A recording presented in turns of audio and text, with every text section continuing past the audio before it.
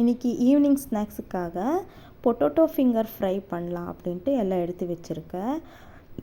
நான் ஆல்ரெடி உருளைக்கிழங்கு வேக வச்சு இந்த மாதிரி தோல் சீவி எடுத்து வச்சுக்க போகிறேன். பக்கத்தில் ஒரு பவுலில் 1 கப் ரவை, அதே 1 கப்பில் ஹாட் வாட்டர் போட்டு மிக்ஸ் பண்ணி எடுத்து வச்சுக்க போகிறேன்.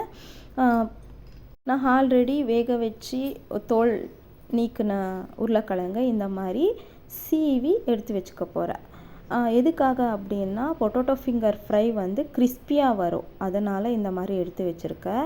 ஊற வச்ச ரவை, சீவி வச்ச பொட்டேட்டோ, கொத்தமல்லி, கருவேப்பிலை, தேவையான அளவு உப்பு, ஒரு 1/2 ஸ்பூன் சில்லி பவுடர் போட்டு நல்லா மிக்ஸ் பண்ணி எடுத்து வச்சுருக்கேன். நான் இந்த ரெசிபிக்கு க்ரீன் சில்லி போட்டால் இன்னும் ரொம்ப டேஸ்ட்டாக இருக்கும். நான் குழந்தைங்க இருக்கிறதுனால க்ரீன் சில்லி போடல, சில்லி பவுடர் போட்டு எடுத்து வச்சுருக்கேன். பக்கத்தில் என் லட்டு வந்து நான் தான் பண்ணுவேன்னு அடம் பிடிச்சி நின்றுட்டு பண்ணிகிட்டு இருக்கான்.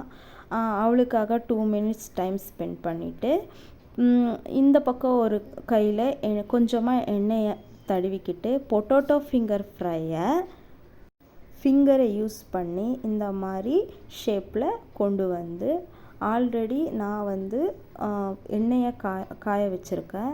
அந்த காஞ்ச எண்ணெயில் இந்த மாதிரி போட்டு மிதமான சூடில் ஃப்ரை பண்ணி எடுத்துக்கணும்.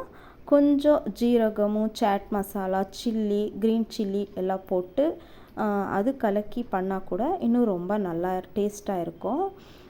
அப்புறம் இந்த கலர் வந்ததும் நாங்கள் எடுத்துடலாம்.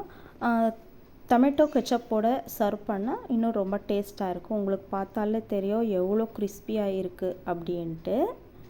எனக்கு காஃபி, குழந்தைங்களுக்கு பால், இந்த ஸ்நாக்ஸோட இந்த ஈவினிங்கை ரொம்ப என்ஜாய் பண்ணி சாப்பிட்டோம்.